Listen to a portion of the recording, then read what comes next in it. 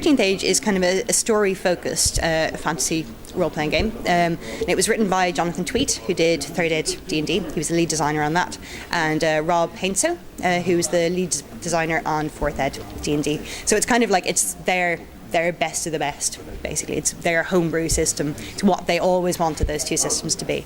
A way in which it's quite different from D&D is it introduces a lot more story game elements to it. I mean, obviously, Jonathan Tweet's quite heavily influenced by that kind of narrativist style.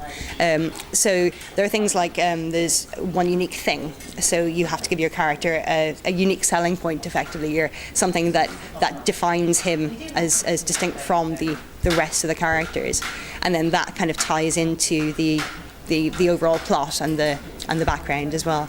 The one unique thing doesn't automatically have any mechanical impact, but it's something which you as a character creation would say, here's something which is unique about my character in the world of 13th Age. It can be quite straightforward, or it could be quite wacky. And in the context of a long-running campaign, that's just a table decision. How big a thing? I mean, we're talking like I'm allergic to sheep, or we're talking something much bigger. Like in some demos, people have had I am the last half-orc in the world. Okay. They've had I am a sentient magical sword transformed into a halfling. Okay. They've had I'm destined to bring the end of the 13th Age. Now, some of those would work well in a campaign if you were saying, okay, the campaign's about your character, bring the end of the 13th Age. And in a demo, well, maybe you could do that in 2 hours. So they don't. It's not going to give you mechanical bonuses. Yeah, it's a story based. But it might hint at, well, what will you do? How will you interact with the world, with the players? Because this is you. I think it starts with a unique thing. I think I'm going for blundering honesty.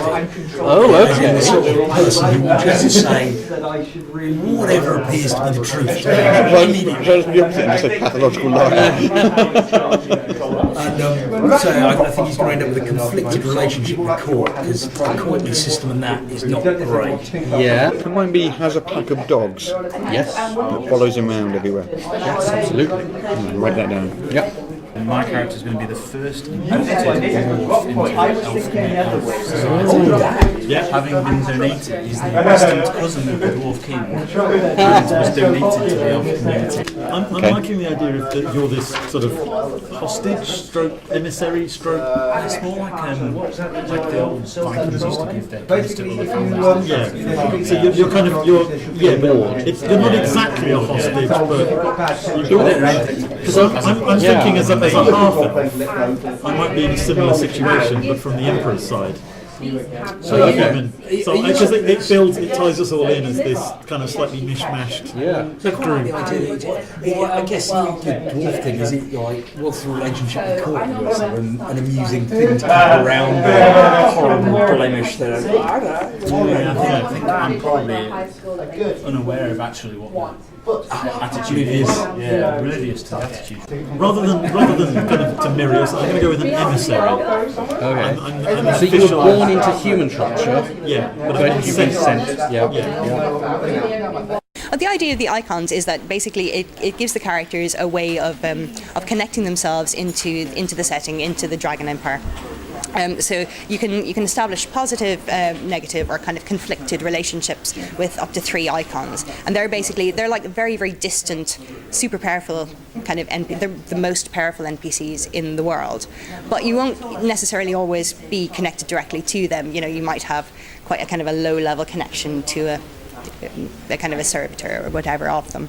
The icons have been left deliberately vague so that the GM has the power basically to define them however they want to. So they're almost more like powerers, really. They have individual names like the Archmage and the High Druid, and but they're left consciously and deliberately vague so that GMs can really make them their own and change the flavour of who they are in their own campaign. Icon relationships, you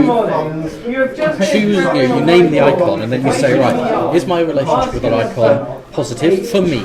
Do I think that they like me and I like them? Yeah. Is it negative or is it conflicted? I'm going to go with, how about this? The Archmage. Yeah. Completely negative, Okay. because I deny that the Archmage actually does magic. Fabulous. Yeah. So you want 3 points of negative relationship with the Archmage. I think I might have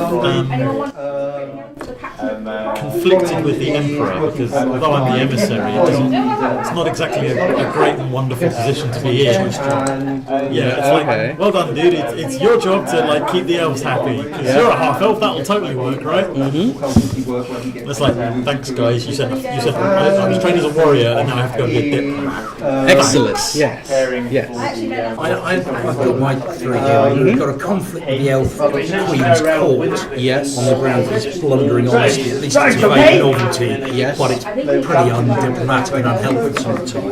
I've got a strongly negative relationship with the High Druid and a positive relationship with the Emperor. Having been talked into steering a military strike against a number of druidic things. I needed someone that could track, get through the wilderness. And I completely bought the Emperor's emissaries line of, oh, you've got to go there, these are very bad druids, they're up to no good. That's great. Well, if you're that gullible, I'm going to tell you that my dogs are all angels in disguise. That's great. With combat, we've introduced an escalation die. So basically, the intent of that is to speed up combat. So at the start of round 1, you'll put a d6 on the table, turn the dice to 1, and everyone will get a +1 to their combat. And that the idea of the escalation die is that it escalates basically across the round. So round 2, you get +2 bonus. So it makes combat much faster and much quicker than it has been, I think, in previous versions of D&D. So I've rolled 2. That's going to be an 8 AC, but my double ranged attack kicks in. And because I rolled an even number, I fire a second shot. Like a machine gun. And that one, I've rolled a 23 to hit him. That will hit him. It does reduced damage. Okay. So I'll wander back away from there. Okay, Now D6 that I know the lock, where the lock There's 12 damage. Okay. And I'm going to be, while I'm firing arrows off like a nutter, I'm going to be moving towards the tree. So Thomason is second to. Now, fighters have flexible attacks. What you do is you say, I'm attacking this guy. Then you roll the die. And then, based on what the natural die roll is, you can then trigger, you say, actually, it was a shield bash sort of thing. So, right, okay. Oh, that's nice. What I'm going to do is I'm going to basically fall up with the dwarf and kind of basically set my shield and ready. And if the lizard man gets here, he'll get a sword in the gut. Okay. Since the lizard man go on the 3rd initiative thing, he'll get there. And so he is now engaged with both of you. Let's sort of separate you out slightly. What that means will work out in a second. Yeah, exactly. You can get your attack off on him. Okay, so I will do my 15 attack.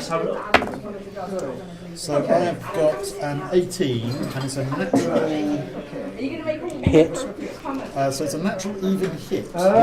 Awesome, I get to reroll 1 to my damage roll, which means I get to reroll this one. We like this, that's turned from a 1 to a 5. 15 damage. Okay.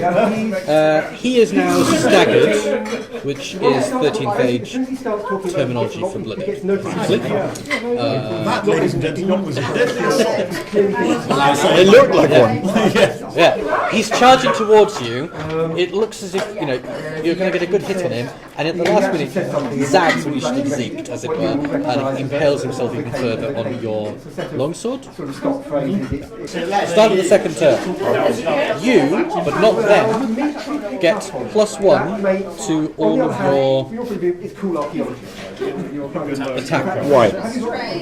It's called the escalation die. In a sense, it's about saying, well, as you fight the battle, you get more momentum. You get more into fighting. We just get more and more excited. You do. If, of course, you were to back off and not really take many actions, the GM might say, actually, it's You're going getting down. less excited. Yeah.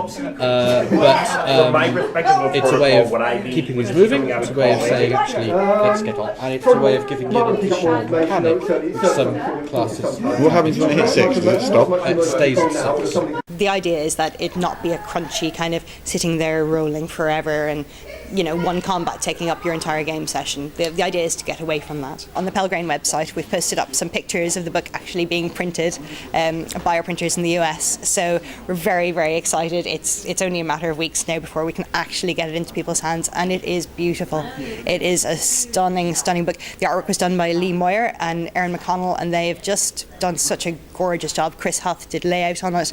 Again, it's a visual thing of beauty. I think that 13th Age is basically Jonathan and Rob's kind of way of giving the fans what they secretly always wanted.